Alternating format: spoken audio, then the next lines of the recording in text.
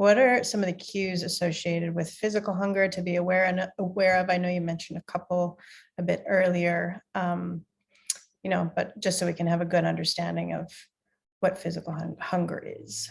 And physical hunger, again, is different than the emotional hunger. The emotional hunger comes on quick. It's sudden. You need to, all of a sudden you're like foraging for something. Physical hunger grows over time. And paying attention to your hunger and fullness cues, and not to be confused with the hunger fullness diet. It is noticing the different nuances with your body. So when you start your meal, think about rating things on a scale of 1 to 10. 0 is, you're not hungry at all. And 10, you're off the charts. You're ready to eat anything that you can get your hands on. So if you kind of use that as a gauge and check in with your body, even every hour, how do you feel before you eat your meal? How are you eating? How does your hunger fullness feel halfway through? How is it at the end? Check in an hour later. What are you noticing? And, using that, do I have a headache? Is my tummy growling? Am I, my ability to concentrate? Think about your physical and your mental abilities. What nuances do you notice in your body?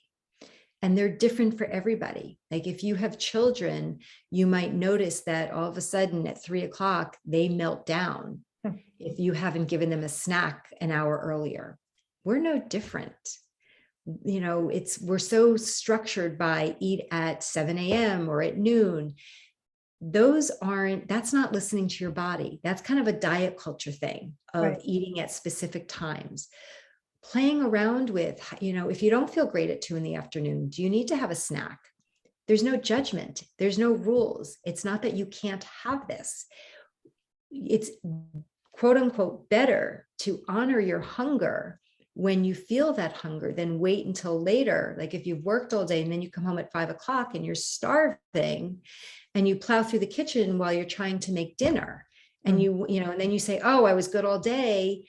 Well, because you starved yourself all day. Right. And now the payback is your body doesn't trust you and there's food available. It's going to eat anything and everything. So taking the time to notice the nuance on how your body feels or how long you stay satiated. So it gets, there's lots of different parts that come together when you learn to practice intuitive eating. What are the major observable differences between emotional versus physical? And what would be some questions we could kind of ask ourselves in the moment to kind of differentiate the two?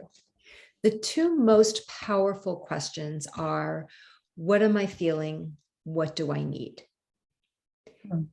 Taking a mindful pause. And, it's when are you eating, distinguishing between the emotional and the physical is, when are you eating? Why are you eating? What does your body feel like? Is it instant? Is it sudden? Or has it been gradual? Are you noticing sensations? Are you noticing the hunger sensations within your body? Or are you having emotional stress? Taking that time to kind of create that mental checklist, that would be really helpful. And